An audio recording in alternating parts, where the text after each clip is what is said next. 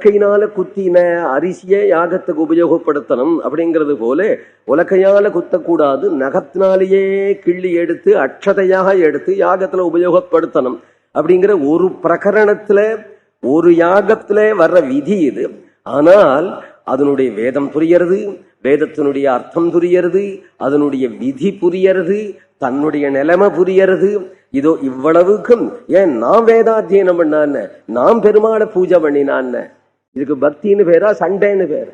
ஆனாலப்பட்ட அவ்வளவு திருவாய்மொழி பாடின ஆழ்வாரே ஆதிப்பிரான தொட்டதில்லை.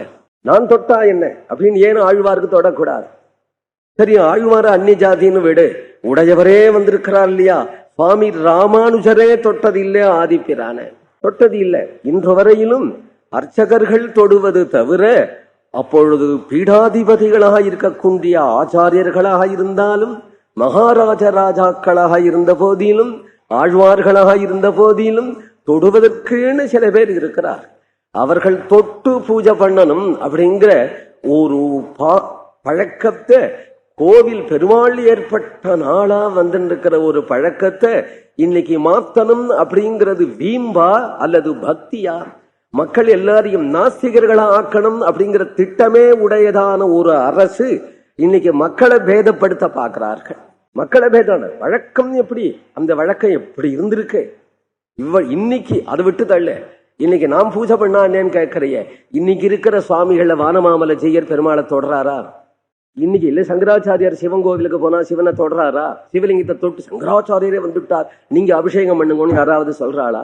இன்னைக்கு அகோபிலம் ஜீயரே வந்துட்டார், நீங்க அபிஷேகம் பண்ணுங்கன்னு யாராவது சொல்றாளா? இல்ல அவாதான் நான் அபிஷேகம் பண்ணா என்ன அப்படின்னு கேட்கிறாளா?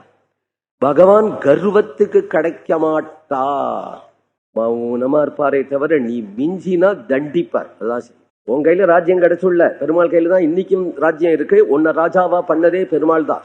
நீ எதையாவது நீ என்ன வேணாலும் பண்ணு, வெளி உலகத்துல நீ என்ன வேணாலும் பண்ணு, அதுவரையிலும் பெருமாளும் மௌனமா இருப்பார், மக்களும் மௌனமா இருப்பார்கள். மக்கள் மௌனமா இருக்காது. உன்னை மக்கள் தேர்ந்து என்ன சாமி இல்லைன்னு சொல்றவன் இந்த மக்கள்ல எத்தனை பேர்? நாங்கள் தான் பூஜை பண்ணுவோம், யார் பூஜை பண்ணா என்ன அப்படின்னு சொல்றவன் எத்தனை பேர்? இன்றைக்கும் வழக்கத்தை மாத்தக்கூடாது அப்படின்னு சொல்ற மக்கள் எத்தனை பேர்? இது ஜனநாயகம் தானே, சுவாமி பேசணும்னு அவசியம் இல்ல, மக்கள் பேசணும். இப்ப மக்கள்ல தேர்ந்தெடு பார்ப்போம், இந்த மக்கள் எப்படி இருக்கிறார்கள் தேர்ந்தெடு பார்ப்போம்.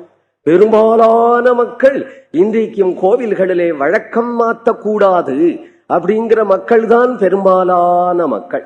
மக்கள் நிலைமை அப்படி. அப்ப கோவிலுக்குன்னு ஒரு சட்டம் ஏற்படுத்தி இருக்கு இல்லையா, அந்த சட்டத்திலையும் பழைய பழக்கங்களை கோவில்ல மாத்தக்கூடாது அப்படிங்கிற சட்டம் இருக்கு. சட்டத்தையும் மாத்தணும், மக்களுடைய மனப்பான்மையும் மாத்தணும் தான். அப்பதான் ஒன்னு இஷ்டப்படி இங்க எதுவுமே கொண்டு வர முடியும் அப்படிங்கிறது தெரியாம இல்ல, தெரிஞ்சுட்டேதான் மிரட்டுறது. அவர்கள் மிரட்டுறது இல்லை, நம்மடவனே நமக்குள்ள உன்னுத்தனை மிரட்டுறது. இந்த மனப்பான்மை இருக்கு இல்லையா, இதுதானே உடையவர் காலத்தில இருந்தே நம்ம கஷ்டப்படுறதுக்கு காரணம். ஆனா சர்வேஸ்வரன் எதையுமே சமாளிப்பான், அதனால நீங்க கவலைப்பட வேண்டிய அவசியமே கிடையாது. சர்வேஸ்வரன் எதையுமே திருத்துவான், எதையே திருத்தி பணி கொள்வான், எப்படி நடத்தணுமோ அப்படி நடத்துவான். இல்லாத போனா ஏன் திவ்ய தேச வைபவம்னு நான் கத்தணும், நீங்க எல்லாம் கேட்கணும். ஒவ்வொரு திவ்ய தேசத்திலையும் பெருமாள் எப்படி பேசிட்டு இருக்கிறார், எப்படி பேசிட்டு இருந்தார், எப்படி பேச போறார் அப்படிங்கிறத தெரிவிச்சுக்கிறதுக்காக ஏதோ பொழுதுபோக்கா நமக்கு இது. அந்த பெருமாளுடைய கைங்கரியமே நமக்கு புருஷார்த்தம். ஒவ்வொரு திவ்ய தேசமும் எப்படி நடக்கணும்னாலும் வர்த்ததாம் அபிவர்த்ததாம். ராமானுஜாரிய திவ்யாத்யா. எந்த ஆச்சாரியன் எதுக்காக பிறந்தாரோ தெரியாது. நம்முடைய ஆச்சாரியன் ராமானுஜன் திவ்ய தேசங்களை காப்பாற்றணும்னே பிறந்தார்.